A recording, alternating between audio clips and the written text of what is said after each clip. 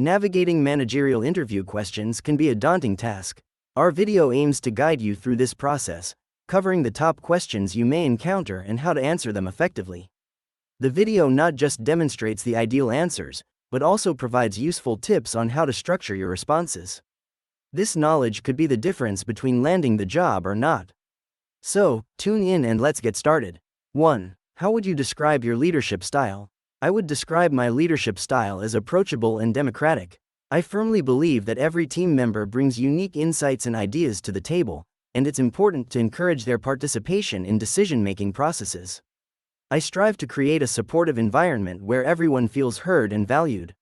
My goal is to guide and mentor my team members, rather than dictate their actions. I also place a high emphasis on open and transparent communication, as I believe it's crucial for building trust and fostering a cohesive team dynamic. I am also a firm believer in leading by example. 2. Tell me about a time when you had to adapt your management approach for different team members. During my time as a manager at XYZ Company, I had a diverse team consisting of individuals with different working styles and personalities. Some were self-starters while others needed more guidance and support. I quickly realized that a one-size-fits-all management approach was not effective. For the self-starters, I adopted a hands-off approach, giving them the autonomy they needed to thrive.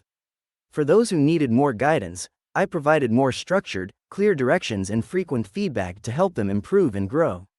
I believe in adaptability in leadership as it is key to meeting the unique needs of each team member and ensuring their success. 3. How do you motivate and inspire your team? Motivation and inspiration are crucial for a team's success, and I believe in leading by example. By showing passion and dedication in my work, I aim to inspire the same enthusiasm in my team members. Regular recognition of individual and team achievements is also important to keep morale high. I encourage open communication and provide constructive feedback to help my team members grow and improve. Offering opportunities for professional development and setting clear, achievable goals can also be highly motivating. I strive to create a supportive and positive work environment where everyone feels valued and motivated to do their best. 4. What strategies do you use to build trust with your direct reports? Building trust with my direct reports is paramount. I use a variety of strategies to foster this trust. First, I uphold transparency by openly communicating about company policies, changes, and expectations. I believe that honesty fosters trust. Secondly, I show respect for their ideas and contributions, acknowledging their skills and expertise. I also establish an open-door policy where my team members can freely voice their concerns or suggestions. I am also consistent in my actions and decisions, which helps build reliability. Lastly, I'm not afraid to show vulnerability, admitting when I'm wrong or don't have all the answers, as this demonstrates that I'm human and approachable. I also make it a point to provide feedback regularly and in a constructive manner. This shows I am invested in their personal growth and development. I ensure that feedback is specific, timely, and tied to concrete examples, so they can understand and improve. Trust is not built overnight. It requires consistency, honesty, and open communication.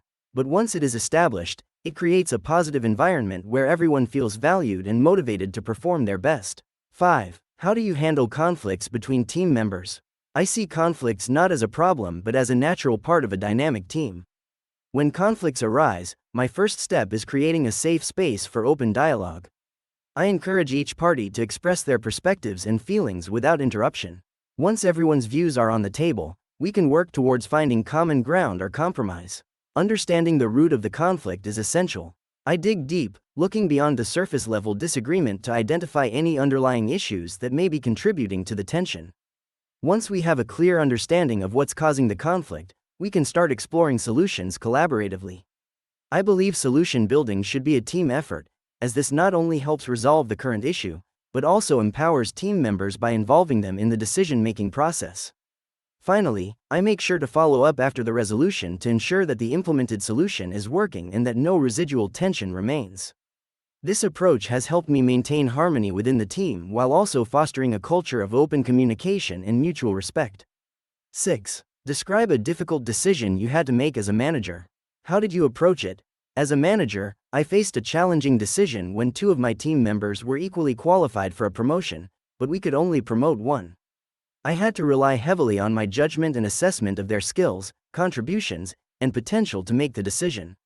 I approached this by first discussing the situation with both individuals to understand their aspirations.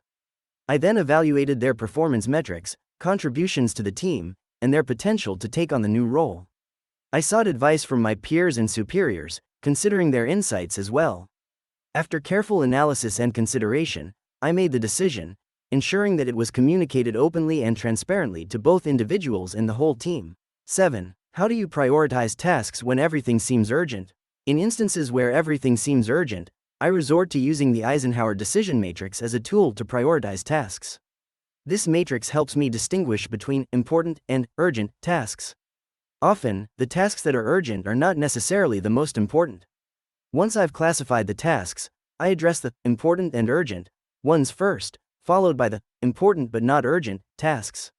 Tasks that are urgent but not important are delegated, and I try to eliminate tasks that are neither urgent nor important. This method allows me to allocate my time and resources efficiently and effectively to ensure all tasks are completed in a timely manner. 8. Tell me about a time you had to make an unpopular decision. How did you handle it? I was managing a development project for a client that was running behind schedule due to unforeseen technical issues. We were stretched thin and I made the difficult decision to reassign some resources from a non-critical internal project to meet the client's deadline. This decision was unpopular, particularly with the internal team, as it meant their project would be delayed. I explained the situation to them, emphasizing the importance of client satisfaction and meeting our commitments. I assured them their project was still valued. I appreciated their understanding and flexibility.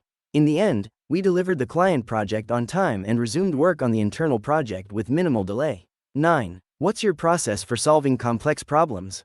In tackling complex problems, I usually adopt a systematic approach. First, I try to clearly understand the issue at hand, ensuring I grasp all its aspects. Then, I brainstorm possible solutions with my team, encouraging everyone to contribute their ideas. This often leads to fresh insights and innovative solutions. After gathering different perspectives, I evaluate each potential solution according to its pros and cons. This in-depth analysis allows me to select the most viable option. I then implement the chosen solution and monitor its effectiveness. If it doesn't yield the expected results, I am not hesitant to revisit the problem and try a new approach. 10. How do you balance short-term needs with long-term goals? Balancing short-term needs with long-term goals requires strategic planning and prioritization. First, I set clear, achievable long-term goals. Then, I break these down into smaller, short-term tasks and objectives that contribute to achieving the long-term goals. I believe it's essential to keep the big picture in perspective while working on immediate tasks, which helps to ensure that short-term actions align with long-term objectives. It's about navigating the delicate balance of meeting present requirements without compromising future success. I also believe in regular reassessment of both short-term and long-term goals, as circumstances and priorities can change. 11. How do you identify and develop talent on your team? Identifying and developing talent within my team is a key aspect of my role as a manager. I believe in observing my team members closely, paying attention to their work habits, strengths, and areas of improvement. I have regular one-on-one meetings with each team member to understand their career goals, aspirations, and areas where they would like to improve. For developing talent, I encourage continuous learning by providing resources, training programs, and opportunities for skill enhancement. I also believe in the power of mentorship and pairing up team members so they can learn from each other. Delegation of tasks is done based on the individual's strengths and areas they wish to develop. I also ensure to give constructive feedback regularly to guide their growth and development. This way, I can nurture their talent and help them reach their full potential. In a nutshell, identifying and developing talent is about observation, communication, continuous learning, and providing regular feedback. 12. Tell me about a time you helped an underperforming employee improve. In my previous role as a team lead, I had a direct report who was struggling with timely completion of tasks. I scheduled a meeting with him to understand his challenges. I discovered he was overwhelmed with the workload and was unsure about how to prioritize tasks. Instead of reprimanding him, I decided to mentor him. I started by teaching him effective time management skills and how to prioritize tasks based on their urgency and importance. I also reassured him that it is okay to ask for help if he was feeling overwhelmed. Over time, he improved significantly, not only in terms of task completion but also in his confidence levels. This experience taught me the importance of empathy and patience in leadership. It also showed me that every team member has unique needs and that as a leader, It is my responsibility to ensure they are met. 13. What's your approach to delegating tasks and responsibilities? Delegating tasks and responsibilities is vital in any leadership role. My approach is based on understanding the strengths and weaknesses of my team members. I delegate tasks according to their skills, giving them an opportunity to excel and grow. I also factor in their current workload to prevent burnout. I ensure that the tasks are clearly explained and that they understand what is expected of them. Regular check-ins are carried out to monitor progress and provide support if needed. I always make sure to give credit where it's due, which helps in boosting their confidence and morale. 14. How do you foster a culture of continuous learning and growth? To foster a culture of continuous learning and growth, my approach begins with setting clear expectations. This includes encouraging employees to expand their skills and knowledge. I utilize various methods such as regular training sessions, workshops, and encouraging self-learning through online courses. I also believe in the importance of feedback. Regular one-on-ones with each team member not only allows me to understand their individual growth paths but also helps identify any areas that need improvement or further learning. In addition to this, I promote a safe environment where mistakes are seen as opportunities for learning rather than failures. This helps in creating an atmosphere where employees are not afraid to experiment and learn from their experiences. Lastly, recognizing and rewarding growth and learning also plays a crucial role in promoting a culture of continuous learning. I make sure to acknowledge the efforts and progress of each team member, which in turn motivates them to pursue further growth. 15. Describe how you've successfully built and led high-performing teams. My successful leadership of high-performing teams is based on a combination of clear communication, trust, motivation, and continuous learning. At the onset of a project, I set clear expectations for each team member and regularly check in to monitor progress. I believe in the power of trust and always ensure my team knows that I trust their capabilities. Additionally, I strive to keep my team motivated through constant positive reinforcement, recognition of achievements, and the provision of opportunities for growth. I've found that a motivated team is a productive team. Lastly, I encourage continuous learning and growth by providing resources for professional development and fostering an environment that values innovation and creativity. This approach has resulted in successfully leading multiple high-performing teams to complete projects efficiently and effectively. 16. How do you ensure clear communication within your team and across departments? Clear communication is essential for any successful team. My approach involves regular, open, and transparent communication. I believe in setting clear expectations from the start and ensuring everyone understands their roles and responsibilities. I often schedule regular meetings with my team to discuss progress, challenges, and solutions. This also provides an opportunity for team members to share their ideas and feedback. I also use various tools and platforms that facilitate easy and effective communication. For cross-departmental communication, I advocate for collaborative tools and joint meetings to ensure everyone is on the same page. It helps in bridging any communication gaps and fostering a culture of cooperation and mutual understanding. Regarding sensitive information, I believe in communicating it personally, ensuring the message is correctly understood. I also make sure that communication is a two-way street, encouraging team members to voice their thoughts, concerns, and suggestions. 17. Tell me about a time you had to communicate a major change to your team. How did you approach it? When our company decided to implement a new software system, I was tasked with communicating this major change to my team. I knew that the transition could potentially cause stress and confusion, so I focused on clear and open communication. I held a team meeting where I introduced the change, explained why it was being made, and outlined the benefits it would bring. I encouraged questions and addressed concerns in a patient and understanding manner. After the meeting, I sent out an email summarizing the key points. During the implementation phase, I made sure to check in with each team member regularly to see how they were adjusting and to offer any necessary support or training. This open, proactive approach helped ease the transition and ensured that everyone felt informed and supported throughout the process. 18. How do you provide constructive feedback to team members?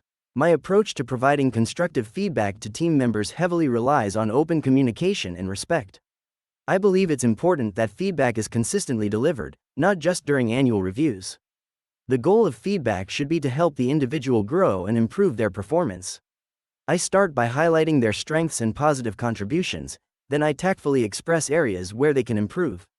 In delivering suggestions for improvement, I ensure my tone is both empathetic and supportive, focusing on the work and not the person. I also make it a two-way conversation, asking for their input and understanding of what needs to change. Lastly, I end with a positive note, expressing my confidence in their ability to improve. 19. Describe your approach to running effective meetings. In running effective meetings, my strategy involves clear communication, time management, and prioritization. Prior to each meeting, I create and distribute an agenda outlining the topics to be discussed. This gives team members an understanding of what the meeting entails and allows them to come prepared. During the meeting, I keep things on track by sticking to the agenda and being mindful of the time. I ensure everyone has an opportunity to contribute by encouraging open dialogue and diversity of thought. I believe this approach enhances team collaboration and leads to more productive meetings. After every meeting, I summarize the key points and decisions made and distribute them to all participants. This ensures everyone is on the same page regarding the outcomes of the meeting and subsequent steps. I believe transparency and follow-up are key elements in running effective meetings.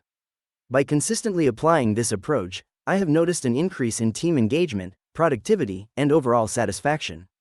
20. How do you handle difficult conversations with employees? Difficult conversations are part and parcel of a manager's role.